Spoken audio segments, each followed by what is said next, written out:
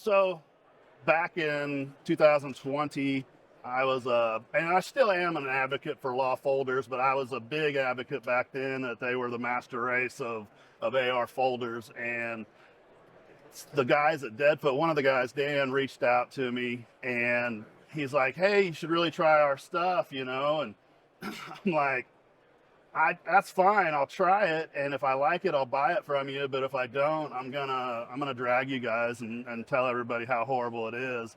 And I don't know how it was on your end, but that was my perspective. And I couldn't believe that they were actually still going to send me something, because they were like, "Yeah, that's what we want. We know you're not going to lie about it, and we are confident in our stuff, so we're going to send you one." Yeah, and we're not big on. Don't work with a lot of influencers. Jeff is quite the influencer, you can tell. But on our end, Dan came to me and said, "Hey, this guy wants to do this." I'm like, who is this guy? And he said, "It's the guy that does the gumsmith stuff." And I'm like, "Oh, okay, yeah, that'd be cool." He goes, "He's gonna beat it up." I'm like, "All right, that's cool too. But just in case, send him one that's already like, a blem kind of damaged already, because he's clearly just gonna drag this thing through the dirt. So let's not send him a brand new one to do it." So we sent you a blem. You did, and I put it on a gun, and I do all the full auto stuff. So that was my big deal. If it's going to fire when folded, I want to see how well it's going to fire when folded. And putting it together, they're not a real complex design. I'm sure getting to the point to where they're at was complex, but they made it to where it's not that. It's user friendly, I guess. So you can tune it pretty easily. And I would reach out and I'd say, "Hey, this is what I'm doing with it." And they'd say, "Okay, you want to use the red and the blue spring and blah, blah, blah." And very helpful in that regards. And trying it on the machine gun, it just worked phenomenally from day one. And it was kind of one of those simple videos. I found that like the more effort I put into a video or a post, the worse it fucking does. And then if I don't put very much effort into something, it seems like it does real well. And it was just a simple video showing it, and I was shooting it sideways, and it was folded. And of course I'm laughing, because like, this is fucking awesome. And it picked up a ton of traffic for me, and they caught on to it. And I don't know, from that point, we continued to kind of talk.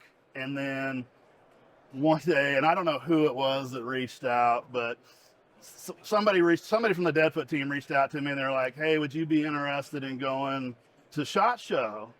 And I'm like, thinking, "Yeah, I'd like to go, but I don't really have any intentions or plans to." And they said, "Well, would you want to be in our booth? We'd fly you out there, and you'd be in our booth." And I'm like, "You're either fucking with me, or I don't know what's going on here. This is a good troll move or what."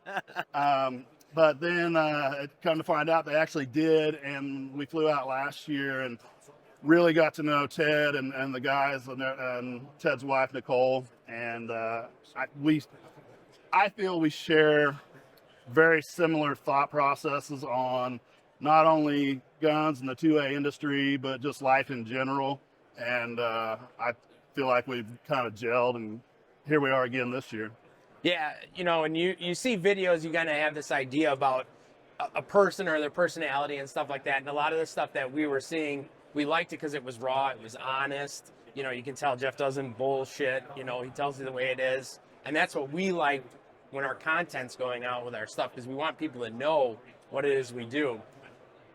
Matt was actually the guy that came up with the idea that, hey, let's have Gun Bunker out. Let's put him in the booth. We'll have him sign stuff. And we've done things in the past, and we're like, yeah, actually, that's an excellent idea. If he's down, let's fly him out. Let's do this. And then after that first show, just talking about how the business started, what he does, the communities we're in, our feelings about life and family in the industry was just, it just clicked. It meshed really well. And it made sense. So, after great deliberation, we decided to do it again this year, Yeah, and it doesn't hurt that Gunther's here. Everybody loves to see Gunther. I think that's the real key to the whole situation of being out here. Yep, absolutely. We have a lot of friends with dogs that are at the show, and they come, and they all get along really well, even the little French Bulldog and Gunther. So, but yeah, we've I guess I could say we're looking forward to continuing our relationship together, and we've got kind of some ideas and some things in the works, and it's going to be a fun year, I think. Absolutely. Yeah. I mean, the work Jeff did on, I mean, the first Killdozer, Sonic Killdozer, it's just huge. And then we were able to actually do some manufacturing for Jeff as well, too. Mhm. So that really helped out. And we got Dark Alliance involved in doing the laser engraving for some of the pieces, which I think just shows like our collaboration between different companies when the people flow together works really well. The like mindsets and just the whole community aspect of it, I guess. So my very first machine gun that I manufactured as an SOT or an O2 FFL was a 12.5-inch AR, and I've always been fascinated with the whole Killdozer idea, mindset, the story behind it, Heemeyer, the whole 9 yards. And so this was back in 2019.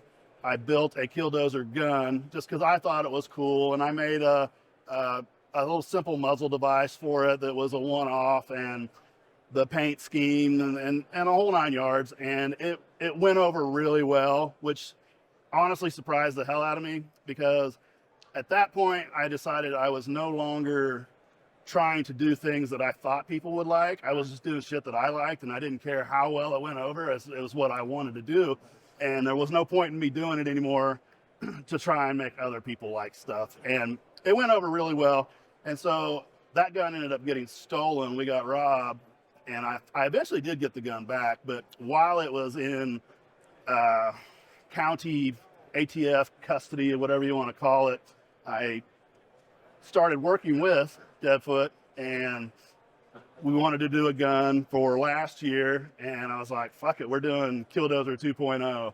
And we did that one. That one's that one right there, the 10.5-inch gun. And it was extreme. I think it was extremely well received. And there were a lot of haters too, which I also love. It makes me happy when I'm living in people's head and rent free and they're pissed off about something.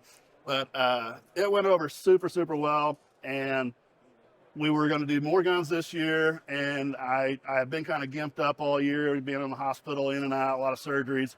And time was short, to say the least. And I didn't have any really good ideas. And then it just hit me one day. I'm like, fuck it, we'll do another Killdozer gun called the Sonic Killdozer, make it more obnoxious, more out there.